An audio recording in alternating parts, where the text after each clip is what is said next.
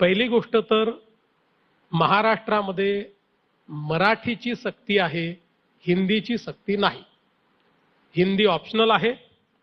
हिंदी किंवा कुठलीही भारतीय भाषा शिकता येईल असं आपण त्याच्यामध्ये ऑप्शन दिलेला आहे. मुळातच न्यू एज्युकेशन पॉलिसी, नवीन शैक्षणिक धोरणाने 3 भाषेचं सूत्र दिलेलं आहे. हे 3 भाषेचं सूत्र आपण स्वीकारलेलं आहे. आता मला याच्यामध्ये थोडं तुम्हाला सांगितलं पाहिजे की ज्यावेळेस NEP 2020 आला त्यावेळेस महाराष्ट्रामध्ये महाविकास आघाडीचं सरकार होतं, उद्धव ठाकरेजींचं सरकार होतं. उद्धव ठाकरेजींच्या सरकारने याच्यावर अभ्यास करून नीती ठरवण्याकरता एक कमिटी तयार केली. त्या कमिटीचे अध्यक्ष माशेलकर साहेब होते. त्याच्यामध्ये डॉक्टर मुणगेकर, सुखदेव थोरात यांच्यासारखी प्रमुख मंडळी होती. 18 लोक होती. या सगळ्यांनी एक रिपोर्ट तयार केला आणि तो रिपोर्ट 2021 साली उद्धवजींच्या सरकारला दिला. 2021 साली उद्धवजींच्या सरकारने तो स्वीकारला आणि तो स्वीकारल्यानंतर त्याच्यावर पुढची कारवाई झाली. हाच तो रिपोर्ट आहे की ज्या रिपोर्टमध्ये 3 भाषा सूत्र सांगितलेलं आहे आणि या रिपोर्टमध्ये स्पष्टपणे सांगितलेलं आहे की आम्ही तर सगळ्या भाषा अलाव केल्या, पण या रिपोर्टमध्ये अतिशय क्लिअर कट सांगितलंय की मराठी सोबत इंग्रजी आणि हिंदी सक्तीची करा. इंग्रजी आणि हिंदी सक्तीची करा. आणि त्यावेळेचा जर तुम्ही ज्यावेळेस त्यांना रिपोर्ट मी दिलेला आहे त्यावेळेच्या बातम्या जर आपण उचलून पाहिल्या तर उद्धव ठाकरेंनी सांगितलंय की वेगवेगळ्या भाषा शिकल्या पाहिजेत असं ते रिपोर्ट स्वीकारताना त्यांनी सांगितलेलं आहे. मुळामध्ये आता जर असा रिपोर्ट असताना आणि हे सगळे प्रमुख महाराष्ट्रातले, आता तुम्ही भालचंद्र मुणगेकर, डॉक्टर माशेलकर, सुखदेव थोरात यांना महाराष्ट्रद्रोही ठरवणार आहे? यांनी असा रिपोर्ट दिला म्हणून ते महाराष्ट्रद्रोही होणार आहे? बघा, काही गोष्टी काय असतात की आपण ह्या समजून घेतल्या पाहिजे की एक सायंटिफिक प्रोसेस आहे आणि त्या प्रोसेसमध्ये आपले विद्यार्थी पुढे कसे गेले पाहिजेत या दृष्टीने तयार केलेलं त्रिभाषा सूत्र आहे. आणि मग त्रिभाषा सूत्र तयार करत असताना विद्यार्थ्यांच्या जे काही ब्रेन आहे त्या ब्रेनमध्ये सर्वात जास्त भाषा शिकण्याची रिसेप्टिव्हिटी कधी असते या संदर्भातला रिसर्च करून त्या कालावधीमध्ये जर त्यांना भाषा शिकवल्या तर त्या अधिकच्या भाषा शिकू शकतात.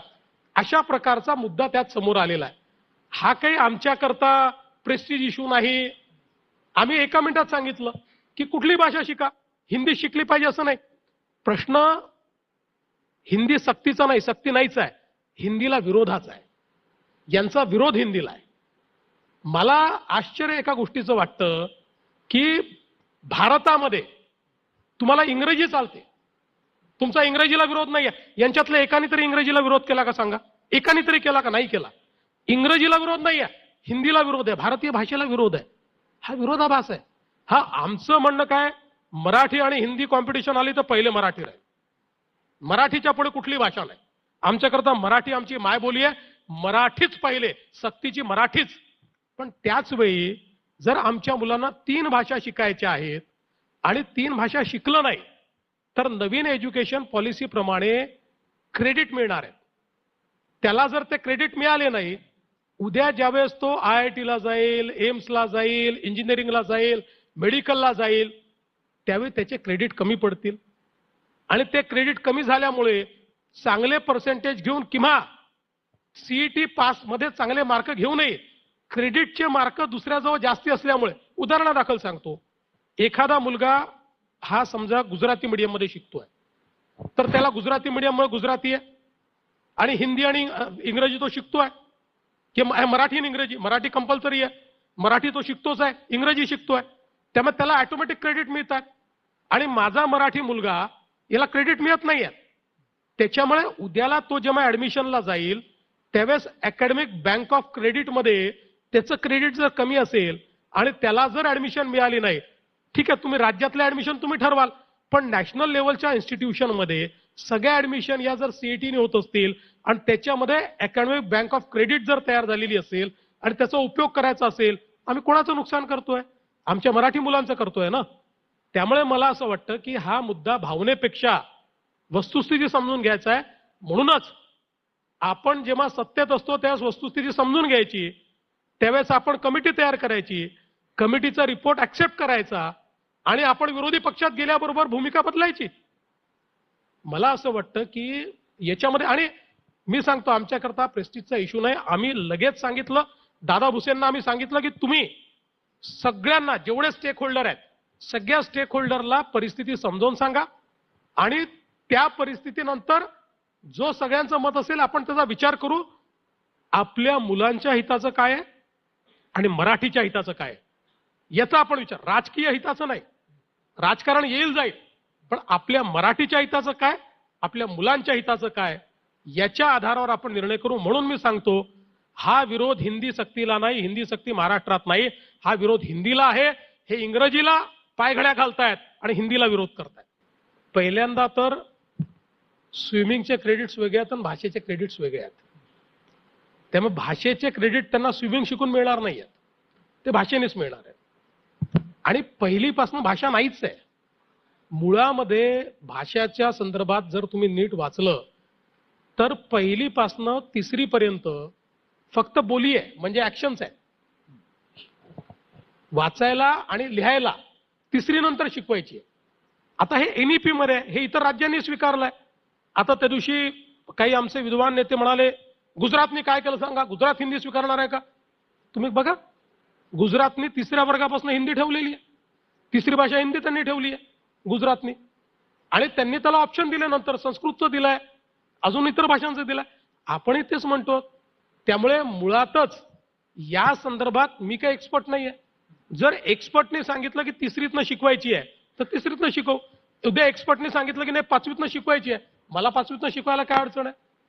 पण जर या देशातल्या सगळ्या एक्सपर्ट्सनी मिळून एक न्यू एज्युकेशन पॉलिसी तयार केली आणि त्या पॉलिसीने जर काही नियम तयार केले आहेत तर त्याच्यापासून माझ्या विद्यार्थ्यांना मी वंचित का ठेवावं, एवढाच माझ्या समोरचा प्रश्न आहे. पण या बरोबर तुम्हाला जो आताचा जो मुद्दा समोर आलेला आहे, राज ठाकरे यांनी सांगितलं की आम्ही मोर्चा काढतोय, पक्षविरहित मोर्चा असेल, इतर पक्ष त्याच्यामध्ये यावेत, या सगळ्याकडे तुम्ही कसं बघताय? कारण हे राजकीय केवळ एक ती भूमिका आहे. असं आहे की केवळ राजकीय भूमिका असं मी म्हणणार नाही, कोणाच्या समोर प्रश्नचिन्ह निर्माण करणार नाही. पण मी एवढंच सांगतो की महानगरपालिकेच्या निवडणुका नसत्या तर कदाचित इतके वेगळ्या पद्धतीचे विरोध झाले नसते. पण ते मित्र होते तुमचे, राज ठाकरे तुमचे मित्र आहेत. नाही आहेत ना, त्याला काय, म्हणून काय झालं, त्यांच्या भूमिका आहेत, आमच्या भूमिका आहेत. शेवटी सगळ्यांच्या सारख्या भूमिका असतात एका पक्षात राहिले असते ना. त्यामुळे भूमिका काय त्यांची वेगळी असू शकते, असेल त्यांची वेगळी भूमिका.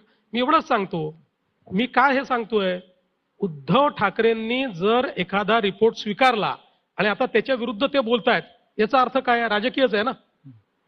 मला हे सांगा की या राज्यामध्ये माशेलकर, मुणगेकर, सुखदेव थोरात यांच्यासारख्या लोकांवर प्रश्नचिन्ह लावता येईल?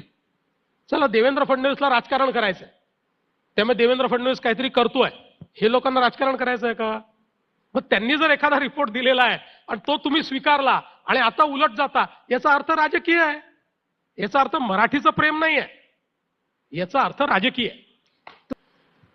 असं आहे की आत्ता तरी आमची जी युती आहे ती भाजप, शिवसेना ओरिजिनल आणि राष्ट्रवादी ओरिजिनल अशीच आमची युती आहे.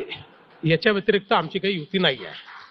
हा, पण आता समजा कोणी आमच्यासोबत येत असेल आणि आम्ही सगळ्यांनी मिळून ठरवलं की सोबत घ्यायचं आहे, आम्ही स्वागत करू.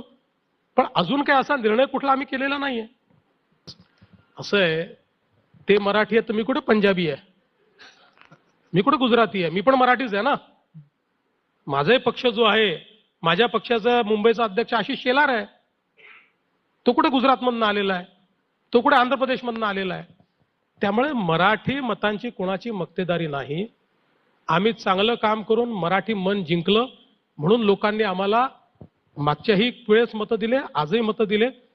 मराठी माणूसही आमच्या सोबत आहे, गैर मराठी आमच्या सोबत आहे. जोपर्यंत आम्ही चांगलं काम करत राहू तोपर्यंत सगळे आम्हाला मतदान करते. 100% संधी होती आणि जवळपास जुळवाजुळव देखील आम्ही केली होती. परंतु त्यावेळी उद्धवजींकडनं शिंदे साहेब आणि 3-4 लोक आमच्याशी बोलले आणि त्यांनी सांगितलं की आमच्याकरता भावनिक विषय आहे, त्यामुळे तुम्ही हे सोडून द्या. आणि मी देखील हा विचार केला की एक लार्जर गोल करता आपण काम करतोय आणि म्हणून आम्ही केवळ महापौर पदच सोडलं नाही. आम्ही त्यांना सांगितलं सगळी पदं तुम्ही घ्या आणि तुम्ही महानगरपालिका चालवा. आम्ही महानगरपालिकेमध्ये प्रहरीचं काम करू. जर त्यावेळी मनात आणलं असतं तर पूर्ण जुळवाजुळव झाली होती. 100% आमचा महापौर बनला असता.